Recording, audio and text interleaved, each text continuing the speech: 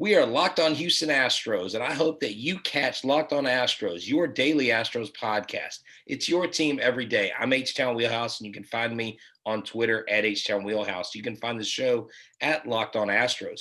You can also find me at Stros411 on Twitter, Instagram, and Facebook. And let me tell you something. I'm excited. Eric is still out of town. He's vacationing with family. I've got a special guest with me tonight. I've got a living legend in the room. He is part of the 1985 World Series champion Kansas City Royals, Greg Pryor. Greg Pryor, welcome to the show. Where can they find you online? Hey, Brett, it's great to be here. A lifetime American leaguer, but we'll talk some National League baseball if you want to. But they can find me online at my Facebook page. I've got several, but a lot of the people go to Greg Pryor. That's Pryor, and also Greg Pryor -athlete. And then if they want to go to my company, my wife and I own a health and nutrition company. They can find me at lifepriority.com. And I'd give my cell phone out, but I might get some prank calls. Yeah, I'm really glad you mentioned the health company, because today's episode is actually brought to you by Built Bar. Built Bar is one of the best protein bars on the market. And if you go to builtbar.com, you can use the promo code Locked On and get 20% off your first order. So let's just dive into it. You and I spoke online. I think I kind of reached out to you on Facebook. I believe I saw an advertisement for a book you had written. And your book, if I'm not mistaken, is called Why I Shaved for the New York Yankees.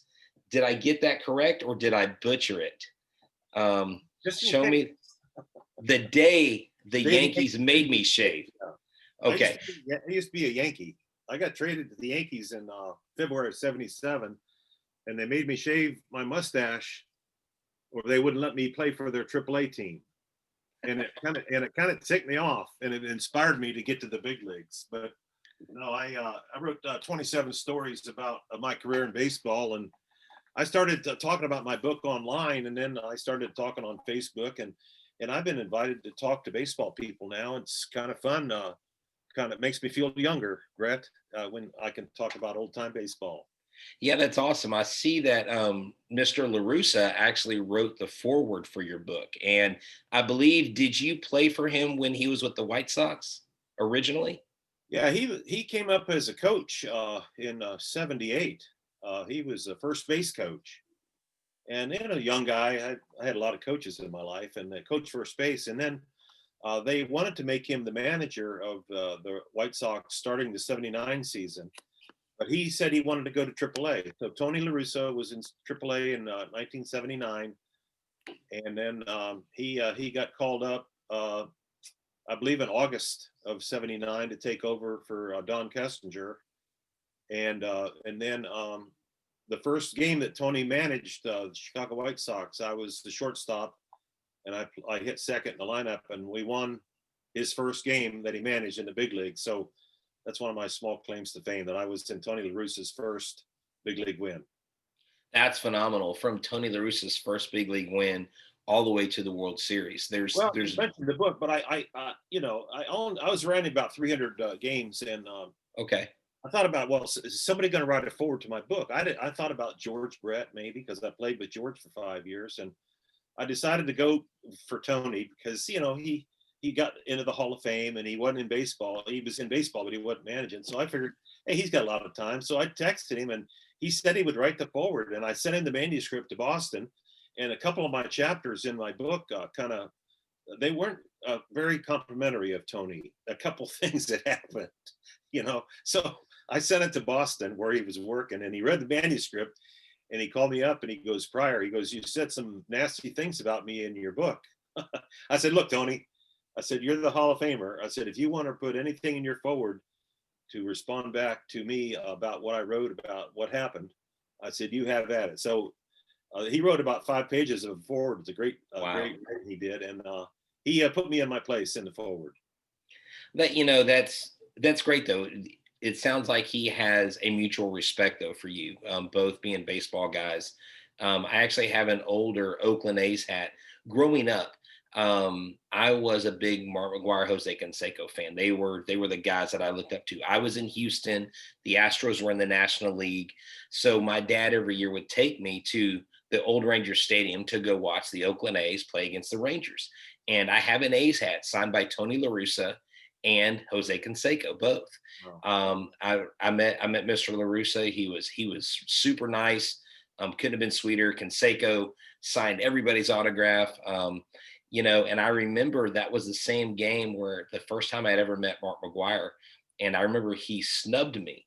And I remember being crushed at 14 that my favorite player wouldn't sign an autograph for me. But since then, I was able to get his autograph two other times. One time in '98, when he was chasing the record, him and Sosa, and then his first game at Minute Maid Park, where he hit a towering center field home run. I got him to sign the first Enron Field, which is now Minute Maid Park, program with Mark McGuire right in the center of it. So that was always really neat. Now, you mentioned playing with George Brett. I want to talk about that here in a second, but you had said that you told 27 stories. Does it have anything to do with there being 27 outs in a baseball game? Is that lyrical, or is that yeah, just happenstance? yeah. I read something in a book someplace. It was old Cincinnati Reds manager Davey Bristol. He said there's 27 outs in a game. They're all like diamonds. You have to use them like diamonds. You can't give one away. And I had that in my head. I'm thinking I had like 100 stories I was going to put in my book, and my daughter, who helped me do it, she said, "Dad, why don't we just do 27? Because if you can't get enough people to read 27, why would you write 100?" So I said, logical. So I kept it at 27 because there's 27 outs in a baseball game, and we rolled with it. And each chapter starts out with the day that I played in the World Series, the day that George Brett borrowed my bat, the day a pitcher tried to kill me, the day I shot the bird, the day I shot the bird at my dugout from third base. I got so mad at him. So Wow. there's Things have 27 changed. days. Well, you talk about things like that. And I remember there was a guy named Bob Lee. He actually recently passed away. He played in the 60s.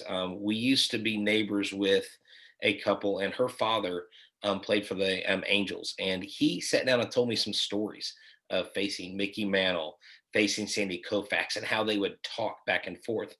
And the game today, I even talked to former major leaguers. I'm having Clay Hensley on our next show. He's become a friend of our show. He's 41, but he's talked about how the game's changed since he's quit playing, and he won a World Series in 2012. You had fiery guys like George Brett. You had Pete Rose and them plowing over catchers. You guys had Nolan Ryan brushing people off the mound the second a guy dug his cleats into that batter's box, Nolan's going headhunting. How do you think the moxie and the bravado of players going onto the field now has changed compared to where you were? Has it changed? Are they still just egos, just channeled differently? What do you think is different about today's game versus when you were there? Uh, Boy, I know how hard it is to get there, and I know how hard it is to stay. And I guess the best way to put it is what I was accustomed to when I broke in with the first the Senators and then the Rangers. When I got called up in '76 to Texas Rangers for the first time, Gaylord Perry was pitching, and I was afraid to go and even introduce myself to him, because he's a Cy Young in both leagues, and Yeah. I was in awe of being around a guy like that because I grew up respecting the game and respecting the players that have been there before me, and it was a bit. And I don't say that the players today don't respect the players before them, but I just wish sometimes that the history of the game would be taught a little bit more to the younger players so that they don't think the game was invented for them. Sometimes they just act like the game was invented so they could be a star. No, I mean, a real quick story about Yeah. Felipe Alou. I played for Felipe Alou down in Caracas, Venezuela, and he went on to manage the Giants. Hmm. And they said he always had a great memory. So he was at the cage in Kansas City when Barry Bonds came through when they started the interleague play. It was during the season, and I went down to the batting cage, standing next to Felipe, and I was just playing games with him. I said, you know, Felipe, I played for you one time. And he looked at me. He thought I was a reporter, and he looked at me. This is the only time I've ever done this in a batting cage. I just felt like doing it. And and he looked at me. He goes, "Take your sunglasses off." I took my glasses off. He goes, "Greg Pryor." I said, "That's right." I said, "I heard you had a good memory." I said, and I had just a few minutes with him, and I asked him this question. I said, "Felipe, if you had 30 seconds to ask your team to do something," I said, "and you only had 30 seconds to say something to him, what would you say to him?" And he thought, and he says, "You know, Greg, I would tell them to learn how to play the game." He says, "Because after all the time that I spent in the big leagues and all the time that I've done this business, I still am learning the game." And I said, "I just wish my players would really learn the inside part of the game." So I think sometimes that inside part of the game is gone, because a lot of stuff that they throw balls out when they hit the dirt now. It's just a different game. It's still 90 feet, 60 feet 6 inches. The home plate's the same size, but it's just the different style of baseball that they play now, and they're worried more about launch angles and velocity off the pitch and this and that. With two strikes, we Rod Carew used to choke up to get on the base. One of the greatest hitters that ever lived. So some of the things have changed, but I still watch it. I still watch. I still love watching it. Yeah, I mean, there's nothing like the competitive spirit. I think baseball's biggest thing right now is its image with the public, and B, I just don't think that baseball does a very good job marketing itself. I mean, when people outside of baseball circles don't know who Mike Trout is, when people outside of baseball circles don't know who Justin Verlander or Garrett Cole is or Mookie Betts, these players that are really just special talents. And you mention Mike Trout to a guy who's a football guy or even a basketball guy, and they're like, I've heard his name, and the only thing you can find on him online is him hitting a ball over a net at Top Golf. And I'm like, how I've always wondered why Major League Baseball doesn't market itself more, because I feel like even now there are so many exciting young players. Our exciting young player coming back from double knee surgery, Jordan Alvarez, that guy has got pop on his bat, and he's humble, but man, he is so menacing there in the batter's box. You got Fernando Tatis, the flashy hitting 3-0 grand slams. I mean, you've got all these young players coming up.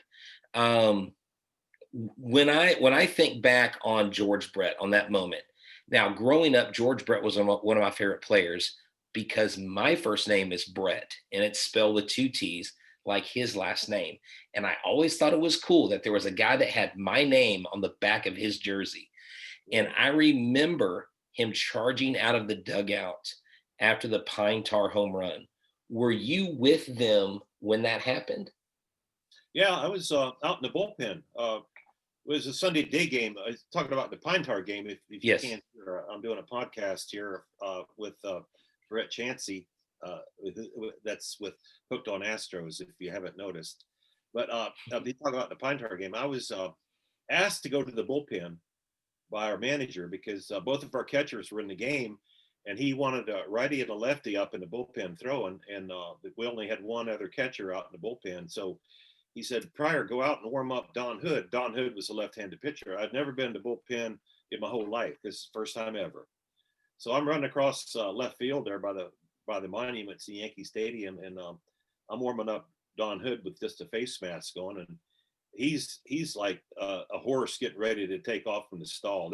He was getting lathered up, and I was like not happy I was having to catch this wild ass left-hander, right? And then after about 8 or 10 pitches, George hits the home run, and we watched it. We're standing there watching it, and I saw it hit the stands, and I was saying, great. I said, so then Don Hood said, "Hey, I might have to go in because we were going to go into the bottom of the ninth. George put us up by one run." Well, everybody has seen what happened at home plate when the home plate umpire Tim McClellan tossed George out for having too much pine tar too close to the end of the bat, which was a bad call. They should have just let the Yankees protest, play the game, finish the game, let the Yankees protest, and then let the American League president rule whether there was too much pine tar. They really messed up, but Right. it made for a bigger story because obviously they threw George. They called George out, so the game was over. You know, it was the third out. So in fact, I have a video of me walking in the dugout with my catcher's glove, and George is finally collecting himself. It took him that long to get out. So we walked into the clubhouse together, and must have been 50 reporters around my locker, which was right next to George's locker, because I was number 4 and he was number 5.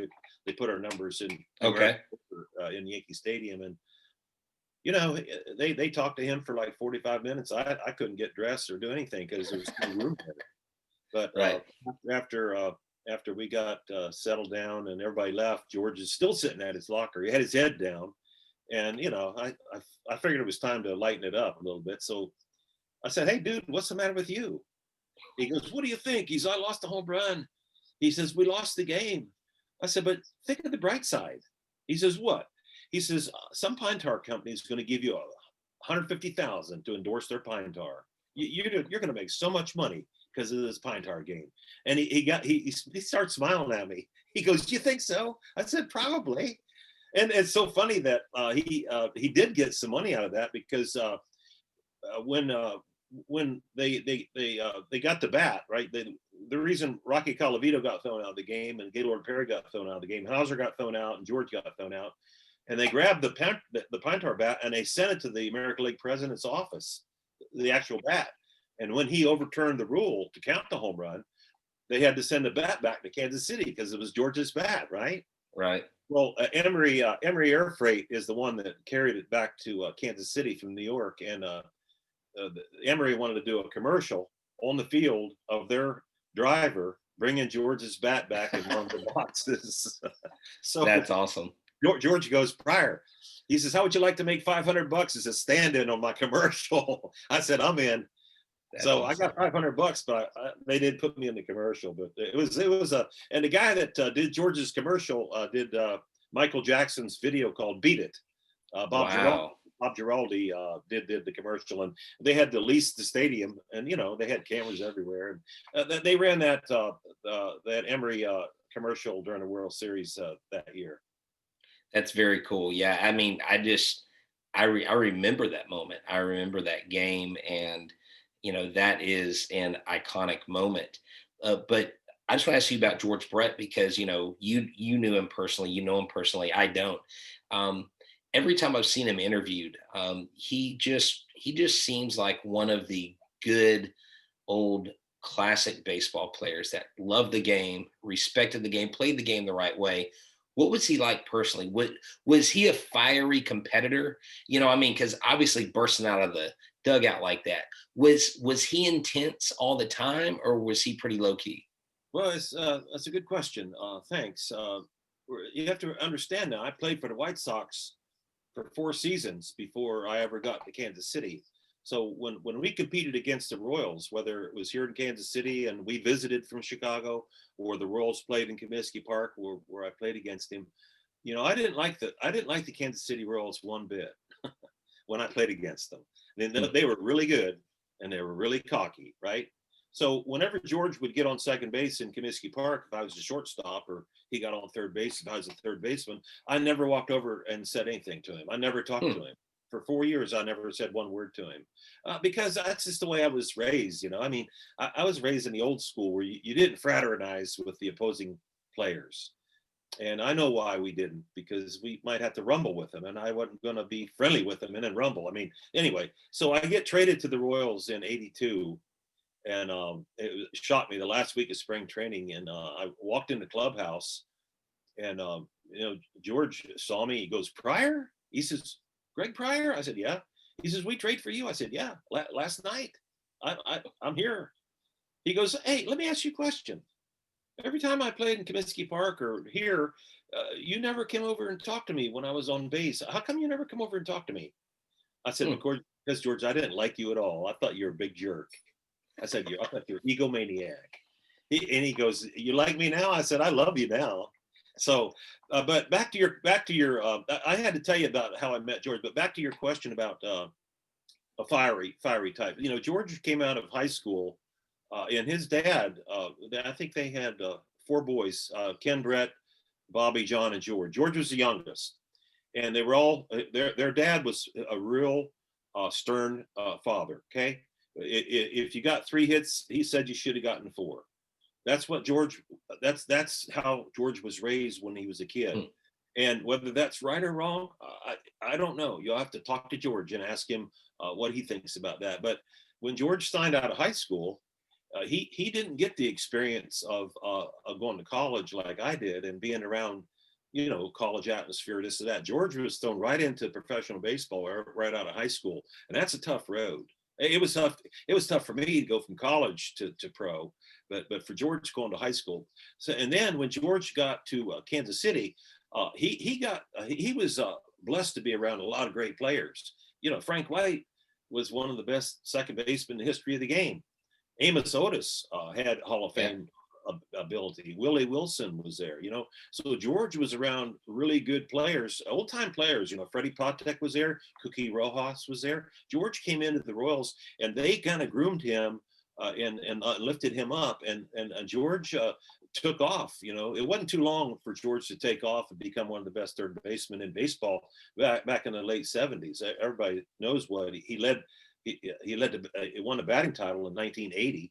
So you know he led the batting title in three different decades. So, Wow. but your question is, was he intense? He's about as intense as a man could get. But the credit that I give George Brett the most of is not buying dinners for me on every road trip, which he did. But he never argued with umpires. You know, Interesting. that's another change to what's going on today.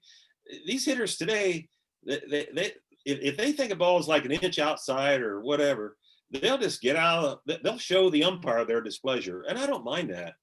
But George never hardly showed any umpire up. He never argued. I don't think he ever got thrown out of a game for arguing balls and strikes, and probably because he was always getting hits. You know, he never struck out. But I give George credit for that. Uh, he showed confidence in all parts of his game, and that's one area that I really liked him doing is not arguing with umpires. Well, you know, this makes me think that since we all can't be George Brett or even Greg Pryor, and maybe sometimes we do argue with the umpire, maybe it's because we haven't grabbed a Built Bar, Greg. And let me tell you about these Built Bars. It is a protein bar, and it is wrapped in 100% chocolate. It tastes like a candy bar. I've tried all the protein bars on the market, and I can honestly tell you it is perfect for the healthy, conscious guy. It is even good for the keto diet. You can slam one 30 minutes before a workout. You can slam one during the workout or even after the workout. It gives you energy. It has 17 to 19 grams of protein, only 5 net carbs. And I mean, all of them are under 200 calories. So, what I need our listeners to do, and even you if you want to, is go to builtbar.com and use the promo code locked on to get 20% off your first order. And during a limited time, they're sending you a pouch to put the Built Bar in while the supplies last. Now, So, I'm going to add to this commercial because you have no idea what I'm going to say because I got my Facebook people listening here, and I don't know if they can hear you, but this show based on Houston Astros, and one of the sponsors of the show is a nutritional bar called the Built Bar, BUILT. yes, sir. Built Bar. Yes, sir. UILTBAR.com, right? Yes, sir. Now, I've been in the health and nutrition industry with my Life Priority company since 1994. And when Bo Jackson came out with the Bo Bar, he called me up and he said, Pryor, you need to sell my bar. I said, what do you mean sell your bar? He said, I got a bar out now called the Bo Bar. I said, well, I had a warehouse, you know, employees. I said, well, send me some bars down here and let me see how they do. So he sent me 12 bars and he sent them in the summer, and a UPS truck pulled up and brought them in, and I opened them up, and they were all melted because of the heat in the truck. Right. So I called Bo up. I said, Bo, I said, you better send these bars out with dry ice because I can't sell them when they're all melted. And I've always been looking for a bar. So whatever happens from this show, you tell the owner of Built Bar, you give him my phone number and you have him call me, I because will. I've been to all the health food shows in Anaheim and Las Vegas.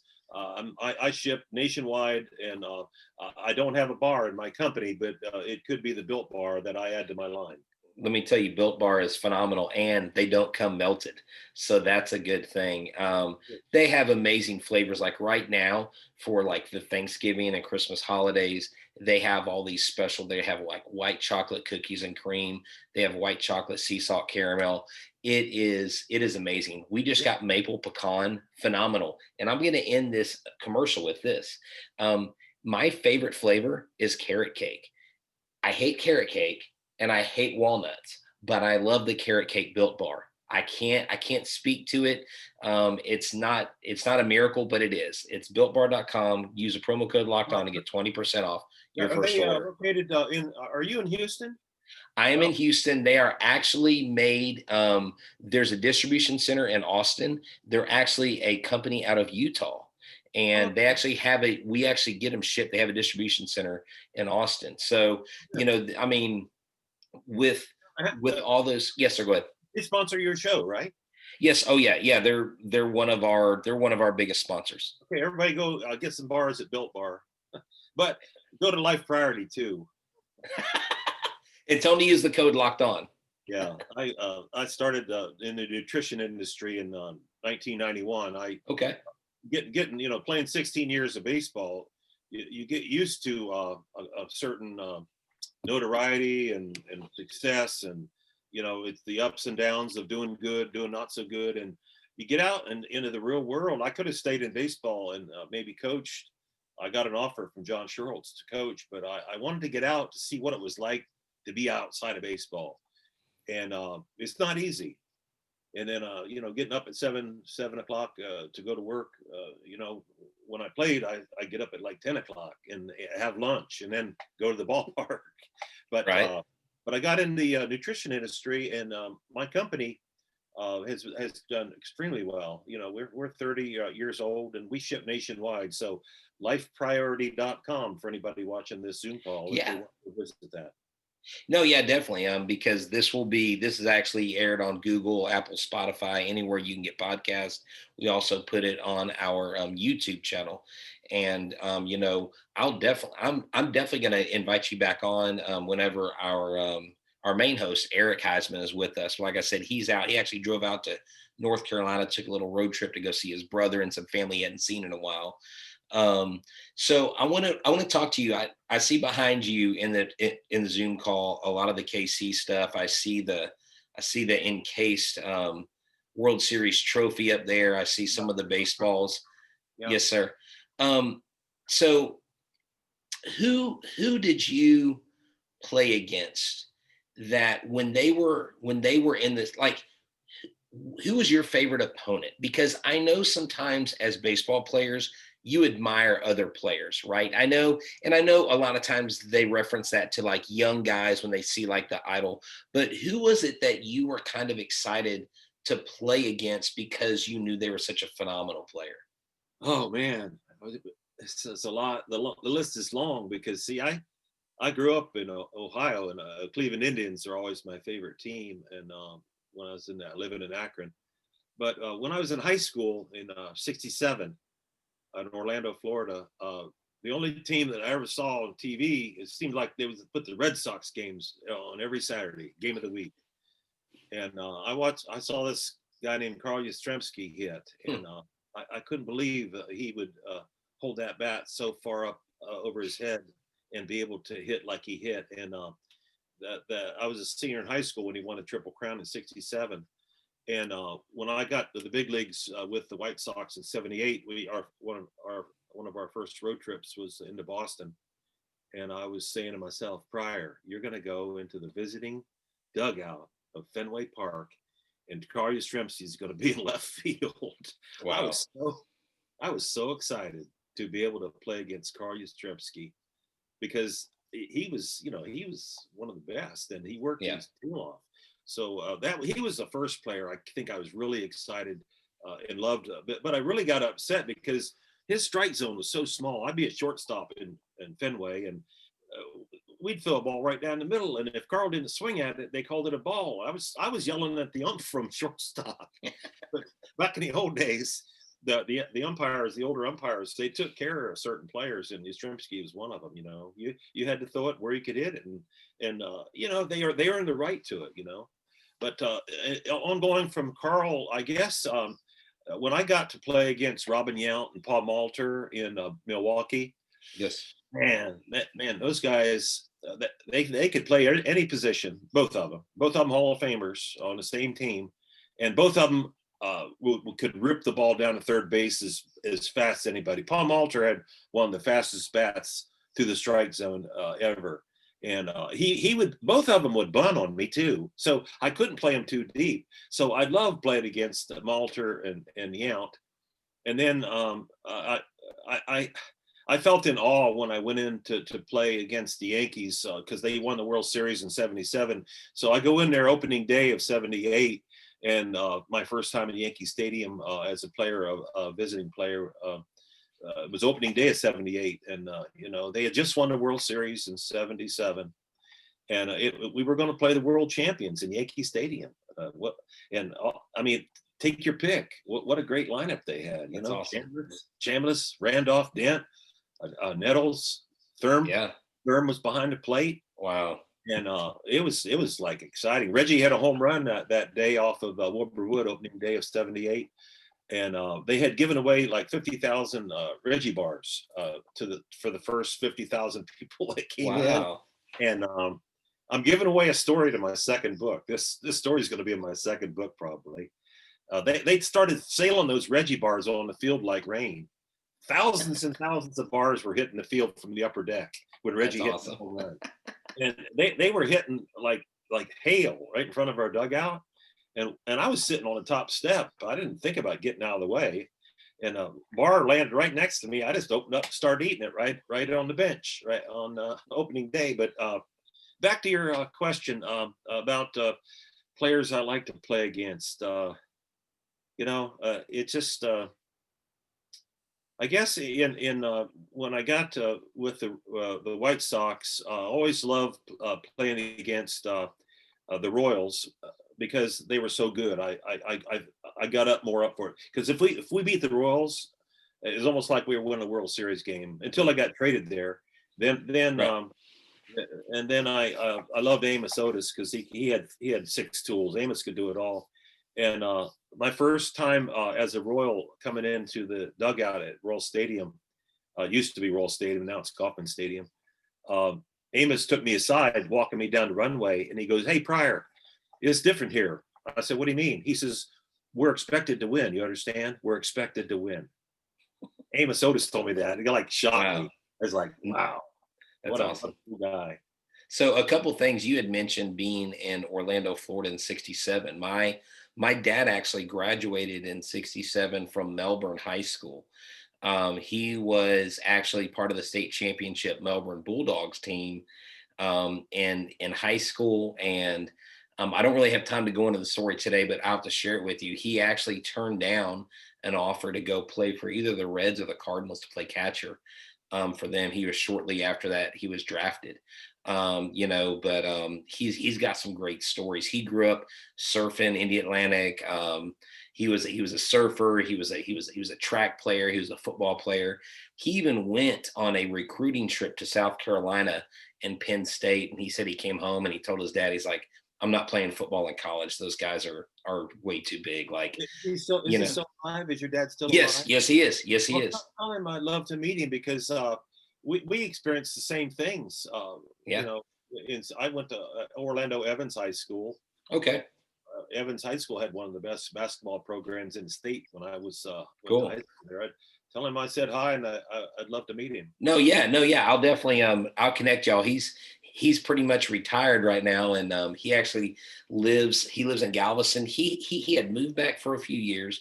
Him and my stepmom owned a when she was still alive, they owned like a hotel and a restaurant on Melbourne Beach. And then when she passed away, he decided to move back because he couldn't keep up with everything on his own. But he's got a ton of memories. He tells me about all of the launches. I mean, he saw everything from Gemini all the way up to Apollo, all those things, all those rockets go off from the beach. And my dad's a big part of my life. Because of my dad, we met. I've met Mickey Mantle, Joe DiMaggio, Ted Williams. Um, gosh, the list goes on. Michael Jordan, Barry Sanders. Great athletes. We would go to card shows and we would get autographs. And so for me, baseball's always been a part of my life. I regret giving up baseball when I did. I regret I was actually offered a walk-on position at my college where I went, and I was so intimidated when I went to my first practice, I didn't go back. And not a day goes by that I don't regret that. But my love and my passion for baseball has never left. And being able to be a co-host on a podcast like this that is heard all over the world, and to have a Facebook page that has thousands of followers, it's really humbling because by day I'm a teacher. And first and foremost, I'm a father, I'm a husband, and those are my two most important titles. All these other things are just icing on the cake. So to wrap the show up, um, tell our listeners, what is one thing that you want them to pay attention to in baseball going forward? If you're hearing young fans watching the game, what is something you want them to be aware of that maybe that would help them appreciate the game even more?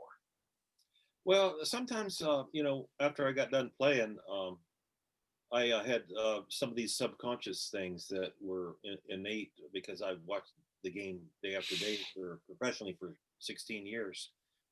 And then when I got up into the stands and I was around fans and I would explain to them some of the things that are going on in the field, they were like, how would you even imagine? How would I even see that unless you told me? So there's a lot of things that are going on with the defense. So take time to watch the infielders and how they position themselves and how they get ready for pitches, and not watch the ball go to home plate. Like I love to watch opposing shortstops at Kauffman Stadium. I don't even watch the pitch. I watch to see how the players get ready and how they position themselves. Are they ready for the ball, or are expect not expecting the ball hit to them? Because you really have to have a high concentration. And then they can watch the antics on the bench. There's a lot of stuff that happens on the bench that is funny. It's interesting, and that stuff. And then obviously now that they put up nets, they can't get that many foul balls. But Yeah. try to watch every pitch. Try to concentrate and understand the count, knowing how many outs there are, knowing whether a guy might steal or not, and then maybe they can pick up on a base stealer, tipping whether he's going to steal or not. A lot of base runners will take a certain lead. I could see it as in the infield. I could see him over there, and they would take a different lead, like they weren't going to steal, and then they'd steal. So Right. I would yell at the pitcher to throw over if I thought the guy was going to steal. So there's just so many great things about baseball that it makes it the greatest team sport ever invented, in my opinion. And I would tell young kids to not play soccer and play baseball. I love it. That is the most baseball blue-blooded, red-blooded American thing that I think I've ever heard on the show. That is phenomenal. I love it. And I'm definitely going to formally invite you back sometime. I would like to talk to you in the future once we find out the Astros 40-man roster. I would like to talk to you about guys like Carlos Correa, Jose Altuve, infielders, Alex Bregman. Just talk about what you see in them because to me, sorry, it's my phone. To me, there are a lot of admirable qualities that they have in the field, especially Carlos Correa, who's really become a Houston favorite, especially this year after putting the team on his back. Correa a free agent? He's not a free agent this year. He's got one more year, but we're hoping that the Astros lock him up before he becomes a free agent. It would be cheaper. But I think Correa needs to be. Springer's gone. I mean, Springer's not going to come back. I think you need to keep Correa. If you got Bregman and Altuve, you got to keep Carlos Correa. But we will definitely tackle that. I'm going to do this. I'm going to wrap up, and then I'll stop recording. You and I can talk a few more minutes before my That's fine. free before my free Zoom ends. So this is Locked On Astros. I've been joined by Greg Pryor, World Series champion. Phenomenal to have former major league players on this show. One more time, where can they find you, Greg? Well, they can go to thedaytheyankeesmademeshave.com and get my book. I send out a rookie card with every book that I sign. I Awesome. sign the book right in here, and they can go to thedaytheyankeesmademeshave.com and find me there, or they can go to Greg Pryor, my Facebook page. They can go to Greg Pryor Athlete Facebook page, and then, or they can go to lifepriority.com. That's my nutrition company. They can find me there. So it's been great being with you. We could talk for another hour. You know this, don't Yeah, you? yes, sir. I do. I do. Yes, sir. Well, that's going to do it for us at Locked On. And what I want you to do is listen to this show, and then coming up next, the next show we're going to have our friend Clay Hensley, who is also another World Series champion. So right now, Locked On Astros putting out bangers all the time because we love baseball and we love the Astros. Greg Pryor, thank you so much. Y'all have a great evening.